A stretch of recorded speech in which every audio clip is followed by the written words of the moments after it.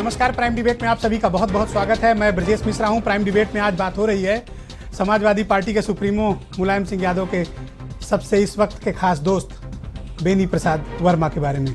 तमाम रास्ते तय करते हुए बेनी बाबू की घर वापसी हो गई है।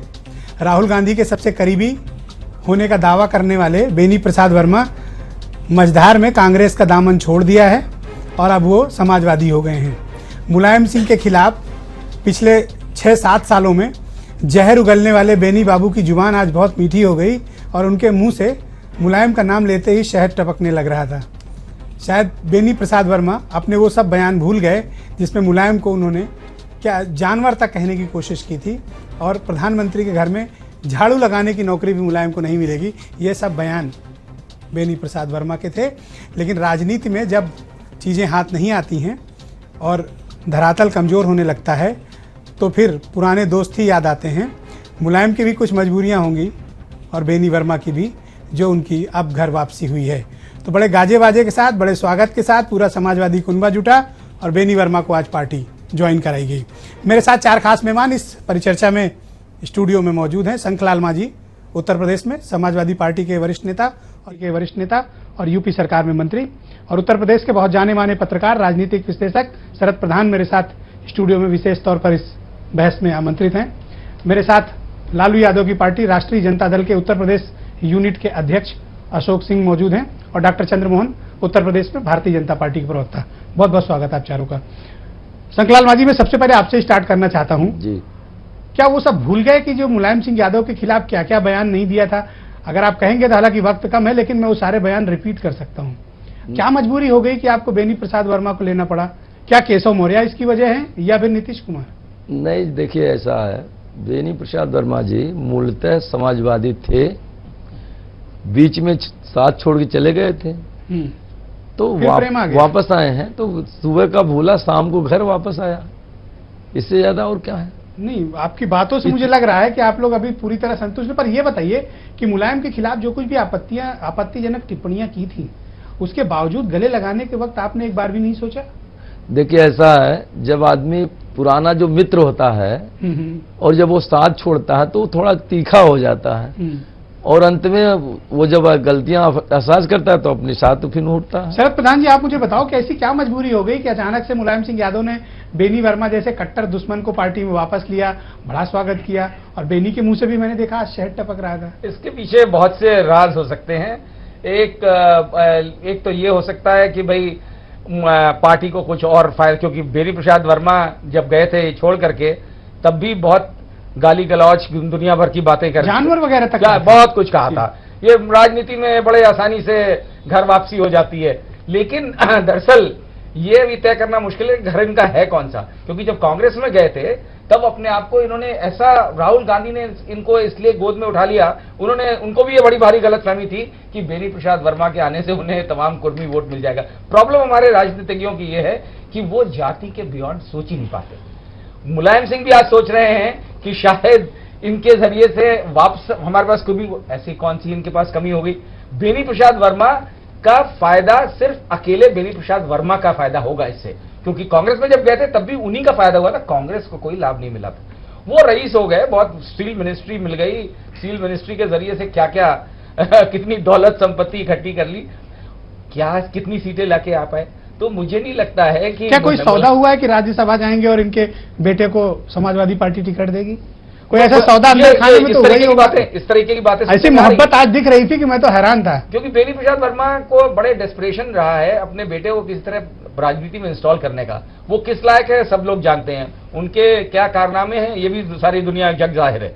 वो किस तरीके से, अब वो प्रॉब्लम जो होगी डायनेस्टिक पॉलिटिक्स की कि हम आए हैं तो हमारे बेटे को किसी तरीके से बनना चाहिए, उनका हशर वही होगा जैसे कल्याण सिंह के बेटे का हुआ।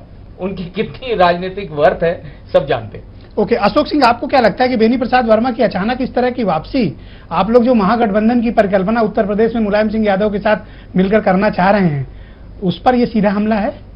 क्योंकि नीतीश के काट के तौर पर कुछ लोग समाजवादी पार्टी में क्लेम कर रहे हैं कि बेनी वर्मा को आगे किया मुलायम ने।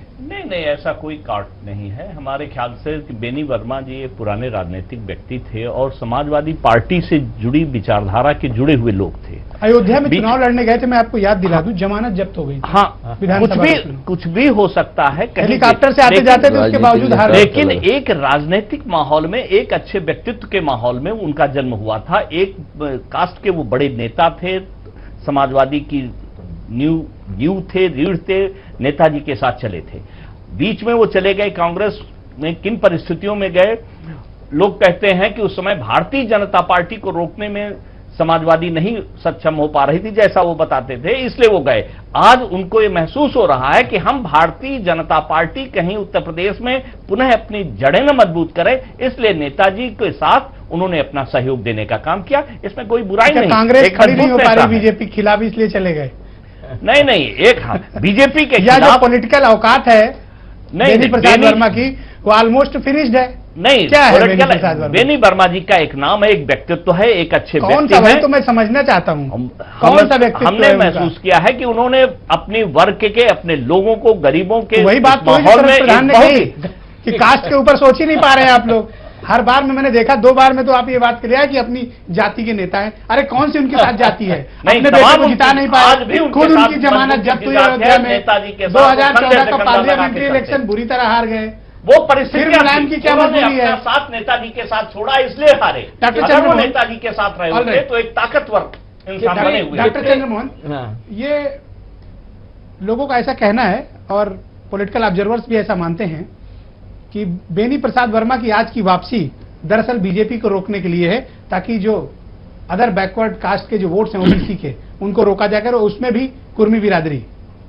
नहीं, देखिए इस सबसे कुछ नहीं होने वाला। आज तो परेशानी होगी आप लोग? ना, हमको कोई परेशानी नहीं है। हमारे लिए स्वागत करते हैं क्या? ना, हमें स्वागत भी करने की जरूरत नहीं है, इसको कोई नोटिस में लेने की जरूरत नहीं। अगर बेनी प्रसाद वर्मा जी सांसद जीत के आते, उनके बेटे विधायक होते, तो फिर जरूर चिंता की बात होती कि वो जीते हुए लोग हैं। हारे हुए लोग तो हारे हुए होते हैं, और कहीं उनके कितने बड़े मास लीडर हैं सब जानते हैं। इतना जरूर है कि समाजवादी पार्टी, अखिलेश यादव जिस विकास के मॉडल की बात करते हैं, वो विकास का मॉडल आज जरूर धराशायी हुआ है। अगर विकास की बात होती, विकास का मॉडल धराशायी फर्स्ट राउंड नो विकास का मॉडल अगर धराशायी नहीं हुआ होता तो बेनी प्रसाद वर्मा को ज्वाइन कराने की कोई जरूरत नहीं होती। पुत्र मोह में गाली तक देने वाले व्यक्ति को गले लगाना, इसका मतलब क्यों गले लगाना? आपको क्या लगता है गले लगाने की रीजन क्या है? राजनीतिक मजबूरी है। राजनीतिक मजबूरी के अलावा कुछ नहीं है, क्योंकि मुलायम सिंह जी कील कांटे दुरुस्त करने में लगे हुए हैं। उन्होंने जिला पंचायत के चुनाव के समय पर भी लोगों को निकाला पार्टी से, फिर वापस लिया एमएलसी, ये सब करते रहे। संकलाल मांझी, संकलाल मांझी जी, बेनी प्रसाद वर्मा 12 फरवरी 2014 का एक स्टेटमेंट है, जी, मुलायम सिंह यादव सबसे खतरनाक राजनीतिक जानवर हैं। बयान नंबर 1 जी। बयान नंबर 2, मुलायम सिंह यादव को प्रधानमंत्री कार्यालय में झाड़ू लगाने की भी नौकरी नहीं मिल सकती। बयान नंबर 2, 24 सितंबर 2012 जी। मुलायम सिंह यादव इंडियन मुजाहिदीन यानी आतंकवादियों के संरक्षक हैं। 18 मार्च 2013 जी।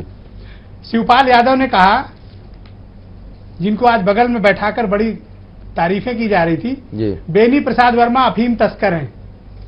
ऑलराइट। मुलायम ने कहा था पार्लियामेंट के बाहर 29 मार्च 2013 को कि बेनी प्रसाद वर्मा की कोई पॉलिटिकल हैसियत नहीं, जमानत तक नहीं बचा पाएंगे जी। और बेनी प्रसाद वर्मा ने कसम खाई थी 7 अगस्त 2014 को, कुछ भी हो जाए किसी भी कीमत पर पंजे का साथ नहीं छोड़ेंगे। और आज ऐसा दामन छुड़ा के भागे कि कांग्रेसियों को नहीं पता था। तो मेरा ये सब बताने के पीछे मकसद ये था जी। कि इस कदर एक दूसरे के प्रति जहर की भावना थी, उसके बावजूद जब आप आज गले मिल रहे थे, तो क्या जनता जानती नहीं कि आप लोग क्या करना चाह रहे हैं? जिनको आप अफीम तस्कर कहते थे, जो आपको आतंकवादी कहते थे, आज उनके साथ गले लग के आप किस जनता को मूर्ख बनाना चाहते हैं? नहीं ब्रिजेश जी, इसमें या तो माफी मांगे कि गलती हुई, और बेनी भी माफी मांगे कि उन्होंने मुलायम के प्रति गलत बोला। सुन लीजिए ब्रिजेश जी, ऐसा है। अच्छा, आपका मन खिन्न नहीं है? नहीं, देखिए हमारा मन खिन्न क्यों होगा? और कोई भी पुराना समाजवादी परिवार का आदमी और अगर परिवार में आता है तो क्यों खिन्न होगा? तो मुझे बताओ ना कि मुलायम सिंह यादव क्या आतंकवादियों के संरक्षक हैं? अरे क्या उनको झाड़ू लगाने की नौकरी नहीं मिल सकती? मैंने कहा ना कि पुराना दोस्त जब बिदकता है, साथ छोड़ता है, तो उसको कुछ जरूरत से ज्यादा ही बोल जाता है। वही बात बेनी बाबू जी के लिए था, वो कुछ जरूरत से ज्यादा बोल रहे थे और अंततोगत्वा जहां जिस घाट का जो पत्थर होता है वहीं पर पहुंचता है और वही हुआ। ओके, बेनी बाबू आप अपने घर पे आए हैं और वो पीछे क्या बोल रहे मुझे थे? कोई आपत्ति नहीं है, मैं तो केवल आपको नहीं, बता रहा हूँ नहीं, कि आपको आपत्ति क्या होनी कहा ही नहीं गया। चाहिए। आप चादर देखिए, ओढ़कर लेटे हुए हैं, समाजवादी- मैं केवल आपको याद दिला रहा हूँ। नहीं, आपको याद दिलाने, आपको जो याद दिलाना चाहते हो वो हम लोग जानते हैं। उन्होंने जब वो पार्टी में आदमी शरद छोड़ प्रधान जी जाता है तो दूसरी बात करता है। ओके, शरद प्रधान जी मुझे आप बताओ, इतना सब कुछ हो गया, उसके बावजूद और एक दूसरे कोई अफीम तस्कर कह रहा है। शिवपाल यादव ने खुलकर मीडिया में स्टेटमेंट दिया था कि बेनी प्रसाद वर्मा बाराबंकी में अफीम तस्कर हैं, और बेनी ने कहा कि ये आतंकवादी हैं। अरे ये तो, और ये क्या मतलब, फिर कैसे, क्या मजबूरी हो गई? ये आज शहद कैसे टपका? ये तो मैंने जैसे कहा ना, इसके पीछे बहुत से राज हो सकते हैं। ये सोचा देखा जा रहा है ऊपरी तौर पे, विजिबली ऐसा लग रहा है कि शायद कुर्मी वोटों के खातिर इन्होंने इस तरीके से किया है, लेकिन इसके पीछे और भी खेल हो सकते हैं। देखिए, राज्यसभा की सीटें आजकल बिकती हैं और बेनू बाबू की बड़ी कैपेसिटी है, बहुत कैपेसिटी है, ईमानदार तो नेता है। बिल्कुल बिल्कुल। तो मुझे कोई इसमें आश्चर्य नहीं होगा कि अगर इसके पीछे कुछ इस प्रकार का भी खेल रहा हो। और लेकिन क्योंकि मुलायम सिंह एक पुराने पॉलिटिशियन हैं, बड़े भारी स्ट्रैटेजिस्ट रहे हैं, वो इतनी बेवकूफी नहीं कर सकते जो राहुल गांधी ने करी। राहुल गांधी को तो चलिए पॉलिटिकल नोविस समझा जाता है, उनको पता ही नहीं है कुछ कि क्या दुनिया में क्या हो रहा है, तो उन्होंने इनको इस चक्कर में ले लिया कि हमें कुर्मी वोट मिल जाएगा। आधी सीट नहीं दिलवा पाए तो अब वो जो है उनका काम वहां पे खत्म हो गया। स्टील मिनिस्ट्री में जितना आज उन्होंने ईटीवी पर एक बयान दिया, हमारे संवाददाता वीरेंद्र सिंह को, कि कांग्रेस की जितनी भी पॉलिटिकल हैसियत थी वो मेरे दम पर थी 2009 में। उन्होंने क्या कांग्रेस में इजाफा किया ये बता दें वो, क्योंकि उनका व्यक्तिगत इजाफा बहुत 22 सीटें बता रहे थे जीत कर लेकिन दी थी कांग्रेस का क्या भला कर पाएंगे पार्लियामेंट में, नहीं पता, किसी को नहीं पता है। अब वो क्या भला कर पाएंगे मुलायम सिंह की पार्टी का, ये भी भगवान जाने। इस तरीके के कई लोग नफा नुकसान और देखिए, जहां तक उसका नफा सवाल है, नुकसान तो व्यापारी सोचते हैं। मंत्री जी, एक मैं चीज ब्रिजेश और कहना चाह रहा हूं कि ये जो बार बार ये जो कहा जाता है कि साहब हम वो कम्युनल फोर्स, सांप्रदायिक ताकतों की वजह से हम गए, ये तो ये तो जुमला है, मजाक बन गया बीजेपी को इस्तेमाल करना इस काम के लिए कि साहब जब भी कुछ ऐसा हो, जब ये जनता को मूर्ख बनाने का औजार है। समझते हैं कि जनता, यही जो बात है, आपने बहुत अच्छी बात कही कि जनता को समझते हैं बिल्कुल बेवकूफ, पर जनता ज्यादा होशियार है। मैं एक चीज इसमें और जोड़ना चाहता हूं कि आज आजम खान जिस तरह से सक्रिय मुझे दिखाई दिए और बेनी बाबू की शान में कसीदे पढ़े जा रहे थे, क्या ये अमर सिंह को काउंटर करने की भी कोई स्ट्रेटजी हो सकती है क्या? हाँ बिल्कुल बिल्कुल। देखिए, जो जिस तरह का यादव परिवार में डिवाइड हो गया है अमर सिंह को लेकर के, बिल्कुल इतने मीठे बोल में आजम खान के बहुत दिन बाद आपने भी सुने होंगे। हाँ हाँ बिल्कुल, क्योंकि वहां एक तरफ आजम खान, अखिलेश और रामगोपाल यादव हैं, दूसरी तरफ मुलायम सिंह और शिवपाल जो चाहते हैं कि अमर सिंह को ले लेना। वो जो युद्ध चल रहा है परिवार के अंदर, उसको काउंटर करने के लिए ये मुमकिन है कि ये एक बीच में इन्होंने कोशिश, और बेनी बाबू लगे हुए थे प्रयास में। जी, मैं आऊंगा। मंत्री जी please wait, please wait, please wait, मंत्री जी प्लीज वेट, मैं आऊंगा प्लीज, मैं दूंगा आपको समय, आप अपनी तैयारी रखो, मैं आपको समय दूंगा। तो ये काफी पॉसिबिलिटी है इसकी कि ये सोच करके कि इससे कुछ काउंटर हो जाएगा अमर सिंह वाला मामला, शायद क्योंकि अमर सिंह भी लगे हुए हैं, उनके पास भी दौलत की कमी नहीं है, उनका व्यक्तिगत, नेताजी उनके लिए भी बहुत बेचैन है। नेताजी तो आजकल सब लगता है सब पुराने दोस्तों के घर। अशोक सिंह, मैं आपसे एक चीज जानना चाह रहा था कि क्या अब भी आपको लगता है कि उत्तर प्रदेश में समाजवादी पार्टी के साथ कुछ महागठबंधन टाइप की कोई चीज शक्ल ले सकती है, जिस तरह का आपका बिहार का प्रयोग रहा?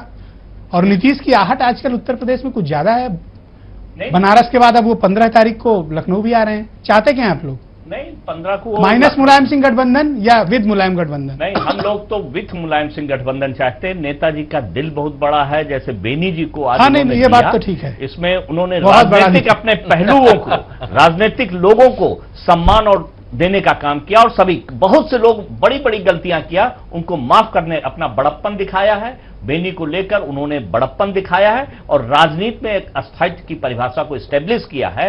और महागठबंधन निश्चित तौर पर यहां पर जो हम लोगों की विचारधारा है वो मुलायम सिंह को लेकर ही बनेगा। नहीं, मुझे आपके बयानों से बड़ी हैरानी, मुझे लगता है कि समाजवादी पार्टी ने आज 2 प्रवक्ता भेज दिए। नहीं डॉक्टर चंद्रमोहन, क्या बेनी प्रसाद वर्मा के समाजवादी पार्टी में आने के बाद आप लोग मानते हैं कोई चुनौती है आपके लिए? ना और हमारे ये जो कास्ट पॉलिटिक्स हो रही है जिसका जिक्र अभी शरद प्रधान जी ने किया, ये और तेज होगी क्योंकि आपने भी ओबीसी पर ही दांव लगाया प्रदेश अध्यक्ष बना के। पूर्वी वोटों की दरअसल अचानक से डिमांड बहुत उत्तर प्रदेश में बढ़ गई। हालांकि कोई मुझे बता रहा था, अब डेटा तो मेरे पास आधिकारिक नहीं है, लेकिन 3% ही है सिर्फ यूपी में। देखिए, इसमें जो उत्तर प्रदेश का जो 2017 का चुनाव होगा वो अखिलेश यादव जी को फोकस करके होगा, उनकी कार्यपद्धति को लेकर होगा, उनकी सरकार के कामकाज की समीक्षा को लेकर होगा, इसके अलावा कुछ नहीं होगा। सारी कवायदें होती रहेंगी। इसमें ब्रजेश जी एक बात और है महत्वपूर्ण आज के एपिसोड के कारण से, जो प्रशांत किशोर जी को राहुल जी गाजे बाजे के साथ लाए थे और वो कांग्रेस के प्रदेश अध्यक्ष भी किनारे हो गए थे, कांग्रेस के बाकी नेता, और ड्राइविंग सीट पे लाके बिठाया था। आज अभी भी ड्राइविंग सीट, जी अभी लेके आए। कांग्रेस ठेके पर चल रही है। कांग्रेस ने कॉन्ट्रैक्ट प्रशांत किशोर को जो टेंडर दिया है, उस टेंडर की जरूर आज हवा निकली है, क्योंकि बेनी प्रसाद वर्मा ने यह विश्वास नहीं किया कि मेरा बेटा कांग्रेस के सिंबल पर विधायक बन सकता है। यस मंत्री जी प्लीज, आप कुछ कह रहे थे। आप नहीं, मैं ये कह रहा था, मैं सबसे पहले प्रधान जी के उस बात का मैं खंडन करना चाहता हूँ। आप शौक से कीजिए, कोई नहीं, आपने ये कहा, अभी प्रधान जी बार आपने भी कहा और प्रधान जी भी कह रहे थे कि वो अमर सिंह पैसे वाले हैं, बेनी जी क्या गरीब हैं ये लोग? नहीं, बेनी बाबू पैसे वाले हैं। तो आप ये कह करके क्या आप ये साबित करने की कोशिश कर रहे हैं कि हमारे शीर्ष नेतृत्व जिनका दिल बहुत बड़ा है, वाकई दिल बहुत बड़ा है, और उन्होंने अंदर से सबको माफ करते हुए सबको साथ में रखने का, सबका साथ सबका हाथ के बारे में वो अपने आप में साबित करते हैं। सबका साथ तो इसलिए क्या, इसलिए क्या वो, मैं तो केवल बार-बार दिखा रहा हूं, पैसे वाले की बात आ रही, और आप गुस्सा हो रहे हैं, मैं तो केवल आईना दिखा रहा हूं। नहीं, मैं आईना, मिश्रा जी आप आईना ऐसा न दिखाइए क्या हमारे नेता के प्रश्न पर व्यक्तित्व पर प्रश्न लगाएंगे। आप ये साबित करना चाहते हैं, प्रधान जी ये साबित करना चाहते हैं कि नहीं, आज बेनी प्रसाद वर्मा जी अगर हमारे साथ आए हैं तो इसका मतलब ये है कि आप ये बात को कहते हैं, क्या साबित करना चाहिए? बताइए कि राज्यसभा की सीटें अमर सिंह तो पैसे वाले थे, तो अमर सिंह को आप छोड़े। आपकी पार्टी के नेताओं ने क्यों कहा कि बेनी वर्मा अफीम तस्कर हैं? नहीं, देखिए ऐसा है, राजनीति में जब जाता है, मिश्रा जी हमको पता है, आप डेट मत बताइए हमें, हम जानते हैं राजनीति में आदमी जब साथ छोड़ता हो रही है। नहीं, हमको कोई हमें कोई दिल मिलाहट नहीं है, जनता के बारे में नहीं सोचते हैं राजनीति। अच्छा, आप हमें प्रधान जी, हम जनता के बारे में नहीं सोचते हैं। कहाँ सोच रहे हैं? जनता, आप सोच रहे हैं जनता के बारे में हम सोचते नहीं, तो जनता हमको बार बार बैक क्यों करती है, वापस क्यों लाती है, और लाती है तो आपके ये स्टेटमेंट की वजह से नहीं। हम लोग कर्मयोगी हैं, कर्म के आधार पर हमें अधिकार मिलता है। और दूसरी बात, ओनली 20 सेकेंड, दूसरी बात आपने कहा कैमरे पे जी, बीजेपी के हमारे साथी ने कहा, आपको इस चीज का क्या तिलमिलाहट है? अगर आप कहते हैं कि हमको कुछ नहीं है, हमें कोई फर्क नहीं पड़ता, ना फर्क पड़ता है, तो फिर आपको रिएक्शन की, ऑलरेडी उनके पास मौर्य है ना नहीं, वो देखिए कास्टिज्म की बात नहीं, जो समाजवादी होगा, 20 सेकंड का था, 30 ले लिया। समाजवादी कभी जातिवादी नहीं हो सकता है। नहीं हो सकता, ये तो बहुत सुंदर, कोई बात नहीं हो सकती, समाजवादी कभी जातिवादी नहीं हो सकता। अरे भैया, और कुछ हो ही नहीं सकते आप। नो प्लीज, प्रधान जी हाँ, आप रिस्पॉन्ड कीजिए इनको। मुझे तो हंसी आ रही है कि इससे ज्यादा बड़ा मजाक हो ही नहीं सकता कि ये कहना कि समाजवादी, हाँ कागज पे नहीं होता है, होना चाहिए नहीं समाजवादी को जातिवादी, लेकिन हकीकत कुछ और है। खैर राजनीतिक पार्टियों का चलन ही यही है कि बोलो कुछ करो कुछ, ये तो इसलिए मुझे कोई एतराज नहीं आपकी बात बोलने में। मैं जल्दी से आपसे जानना चाहता हूँ, कोई राजनीतिक हैसियत इस वक्त बेनी प्रसाद वर्मा की है यूपी में? आप महसूस करते हो कुछ है या सिर्फ नाम है? वो भाई बेनी प्रसाद वर्मा की हैसियत खत्म हो चुकी, उनके नाम के भुनाने का जो ये, अगर इनको गलतफहमी, अगर ये कह रहे नहीं, हमें बहुत गलतफहमी देख चुके। राहुल गांधी को भी यही गलतफहमी थी मांझी साहब, राहुल गांधी भी इसी गलतफहमी का शिकार थे, और उनको गलतफहमी नहीं है, उनको कुछ नहीं। पहले आप कहना ही चाह रहे हैं हम ये पहले समाजवादी में आकर के एकदम से उनकी जो है रेटिंग्स बढ़ जाएंगी, उनकी रेटिंग टीआरपी बढ़ जाएगी। कोई टीआरपी हमें नहीं बढ़ाना है, हम सिर्फ इतना कहना चाहते हैं कि हम समाजवादी हैं और समाजी परिवार। मंत्री जी आप दूसरों का समय मत लीजिए प्लीज। अशोक सिंह जी, क्या बेनी प्रसाद वर्मा समाजवादी पार्टी के लिए कोई बूस्टर का काम करेंगे? निश्चित तौर या ये फुस्त निकलेंगे? नहीं, निश्चित तौर पर जब आदरणीय मुलायम सिंह लोग ये सवाल पूछेंगे कि तस्कर कौन है और आतंकवादी कौन है? नेताजी और बेनी वर्मा जब ये एक ग्रुप बनकर, एक ताकत बनकर समाज में निकलेंगे तो इसका बहुत तो बड़ा लालू असर नीतीश पड़ेगा। क्या करेंगे फिर? जी, लालू नीतीश क्या करेंगे? लालू नीतीश इसके सहयोगी होंगे। पर लालू नीतीश को नीतीश तो माफ सहयोगी करने के होंगे। मूड में दिख नहीं रहे मुलायम। अभी नीतीश को माफ करने के मूड में तो मुलायम है नहीं। बहुत देखिए, एडवांस में सब माफ कर दिए जाएंगे, उसमें कोई बात नहीं। लालू जी के नेतृत्व में 20 सेकंड प्रधान जी, 20 सेकंड ओनली प्लीज। मैं इसमें इनको याद दिलाना चाह रहा हूँ अशोक भाई को कि यही ख्वाब देखा था नीतीश कुमार ने और लालू जी ने बिहार में, और आखिरी वक्त पे बीजेपी ने कुछ ऐसा काम किया कि वो जो आमतौर पे कहा जा रहा था कि मोदी जी के प्रेशर में मुलायम सिंह जी ने अपना वो उससे गठबंधन से अलग हो गए, कहने को कह दिया कि साहब हमारी को इज्जत नहीं दी गई। अरे साहब आपकी हैसियत ही क्या थी? टिकट भी नहीं नहीं, बचा था। मोदी जी का नहीं Very था। true, उसमें very हमारे true. लोगों का Very गठबंधन true. का मामला था। Very true case हमारे था। लोगों का Very गठबंधन true के case सीटों था। का मामला Very था। true case नेताजी का था। सम्मान नहीं हुआ था। प्रधान जी, आप ऐसा नहीं कहिए। 20 सेकंड।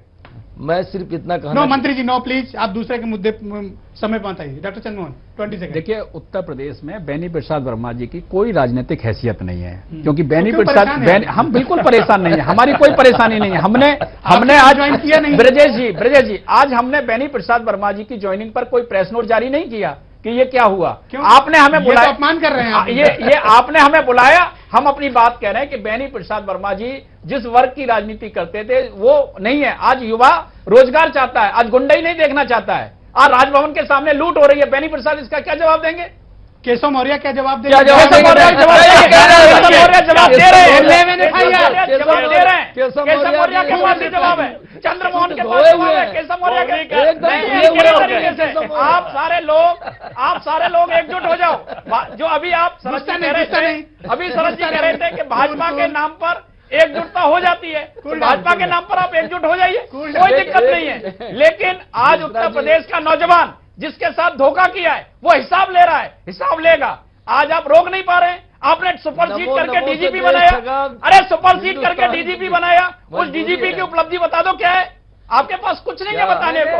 ये देखिए इसमें विदेश इनके पास भी जवाब नहीं है कि केशव प्रसाद मौर्य को क्यों बनाया है। केशव प्रसाद मौर्य को इसलिए बनाया कि केशव प्रसाद मौर्य हमारे कब्जे कार्य करता है। केशव प्रसाद मौर्य उस विचारधारा के परिचय हैं। Thank you Shankarlal Manjhi, Sharad Pradhan, Ashok Singh, doctor Chandramohan, आप चारों का बहुत बहुत शुक्रिया। बहस हालांकि बहुत दिलचस्प थी, लेकिन मेरे पास थोड़ा टाइम का डिसिप्लिन है, इसलिए कार्यक्रम को यहीं पर समाप्त करना पड़ेगा। बहुत बहुत शुक्रिया आप चारों का मेरे साथ इस बड़ी परिचर्चा में। लोग आज भी हैरान हैं कि किस तरह मुलायम सिंह यादव ये बात भूल सकते हैं कि बेनी प्रसाद की जुबान से जो कुछ जहर निकला था, आज प्रेस कॉन्फ्रेंस में किस तरह सहज टपक रहा था। ये देखकर जनता भी हैरान है।